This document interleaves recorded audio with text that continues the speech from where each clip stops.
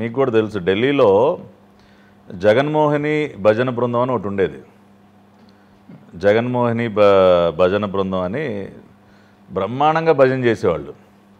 ఈ జగన్మోహిని భజన బృందానికి లీడర్ నాయకుడు మన ఏటు విజయసాయిరెడ్డి గారు.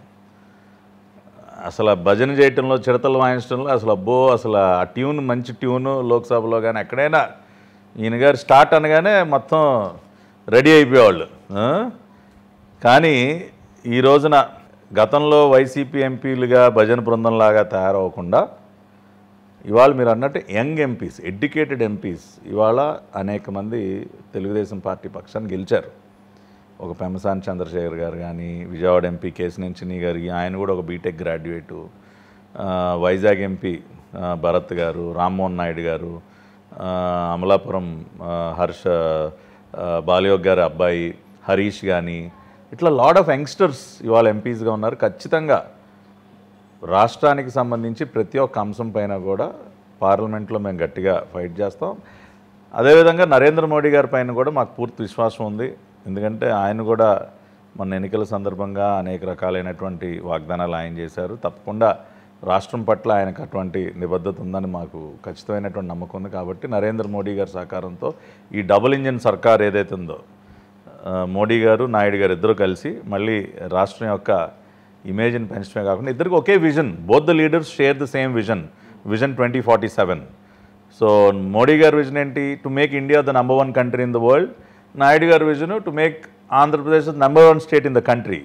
So both the leaders share the same vision and AP will immensely benefit because of both these leaders in the future. సెంట్రల్లో మరి చార్సో పారకపోవడానికి గల కారణం ఏంటంటారు సార్? అంటే ఇప్పుడు ఏ రాజకీయ పార్టీకైనా కొన్ని టార్గెట్స్ పెట్టుకోవడం ఏం తప్పలేదండి. ఇప్పుడు ఎవరికైనా ఉంటుంది, ఇదిగో మేము ఈ ఫిగర్ రీచ్ అవ్వాలి, ఇంత పెద్ద ఎత్తున గెలవాలి అని చెప్పి. So that is the beauty of democracy. ఇప్పుడు ప్రజల్లో ఉన్నటువంటి మూడ్ను ఒక్కొక్కసారి మన అన్ని కోణాల్లో మనం అర్థం చేసుకోలేకపోవచ్చు, మనం అనుకున్నటువంటి ఫిగర్ మనం అందుకోలేకపోవచ్చు. But that doesn't mean, but even then 242 సీట్స్తో BJP is the single largest party. ఇవాళ ఎవరైతే భారతీయ జనతా పార్టీని విమర్శిస్తూ ఉన్నారో కాంగ్రెస్ పార్టీ, గత 3-4 ఎలక్షన్స్గా వాళ్ళు అసలు డబుల్ డిజిటే క్రాస్ అవట్లా, అసలు 100ని చేరుకోలేకపోతా ఉన్నారు. ఒక జాతీయ పార్టీ 100 మార్కును కూడా చేరుకోలేకుండా వాళ్ళు ఏం విమర్శిస్తారండి? వాళ్ళ సంగతి వాళ్ళు చూసుకోకుండా. ఇవాళ ఇండియా అలయన్స్ అనేది ఒక పేకలతో నిర్మించినటువంటి మేడ కూలిపోయినట్టు కూలిపోతుంది. ఒక్కొక్క పార్టీ వదిలి వెళ్ళిపోతా ఉన్నారు. ఆమ్ ఆద్మీ పార్టీ వెళ్ళిపోయింది, Mamata Banerjee is almost out, కమ్యూనిస్టులతో కుమ్ములాటలు కేరళలో. ఎక్కడ కరెక్ట్గా ఉందండి వాళ్ళ అలయన్స్? వేరాజ్ ఎన్డీఏలో అటువంటిది ఏమీ లేదు. మేము as an alliance with Bharatiya Janata party and many other parties చాలా స్ట్రాంగ్గా ఉన్నాం. 5 సంవత్సరాలు కూడా ఎటువంటి ఒడిదుడుకులు లేకుండా దేశానికి ఇవాళ ఎటువంటి పరిపాలన అయితే అవసరం అది అందిస్తాం. మన చంద్రబాబు నాయుడు గారు ఒక మాట అన్నారు సెంట్రల్ హాల్లో, India has the right leader at the right time in the form of Narendra Modi, we are strongly behind him అని చెప్పి. సో మేము ఆ మాటకు కట్టుబడి ఉంటాం. మోడీ గారి నాయకత్వాన్ని అన్ని రకాలుగా బలపరుస్తాం. సార్, రానున్న రోజుల్లో అమరావతి అనేది ఇప్పుడు కొత్త క్యాపిటల్ అనొచ్చా, లేకపోతే పునర్నిర్మిస్తున్నారు అని చెప్పొచ్చా తెలీదు. కానీ ఇలాంటి క్యాపిటల్ సిటీలో రియల్టర్స్కి కానీ, బిజినెస్ పీపుల్కి కానీ, ఇన్వెస్టర్స్కి కానీ టీడీపీ ఇచ్చే అవకాశాలు కానీ, లేకపోతే ఇచ్చే హామీ కానీ ఏ రకంగా ఉండబోతుంది? అమరావతి అనేది రాష్ట్ర ప్రజల, అన్ని ప్రాంతాల ప్రజల యొక్క ఆకాంక్ష అమరావతి రాజధాని. అందుకనే అది ప్రజా రాజధాని అయింది. అందుకనే మీరు చూడండి, విశాఖపట్నంలో ఇప్పుడు ఈయన గారు ఏమన్నాడు, వైజాగ్ నేను క్యాపిటల్ చేస్తా, అది చేస్తా, ఇది చేస్తానంటే అటువంటి విశాఖ ప్రజలే చీకొట్టారండి. ఇప్పుడు గాజువాకలో 95,000 మెజారిటీ అండి, భీమినీలో 92,000 మెజారిటీ, నా స్నేహితుడు భరత్కి 5 లక్షల మెజారిటీ. నువ్వు ఏ విశాఖనైతే రాజధాని చేస్తా అన్నావో అక్కడ ప్రజలే చీకొట్టారు. అక్కర్లేదా బాబు, మా అందరికీ రాజధాని అమరావతే. మాకు కావాల్సింది రాజధాని డ్రామాలు కాదు.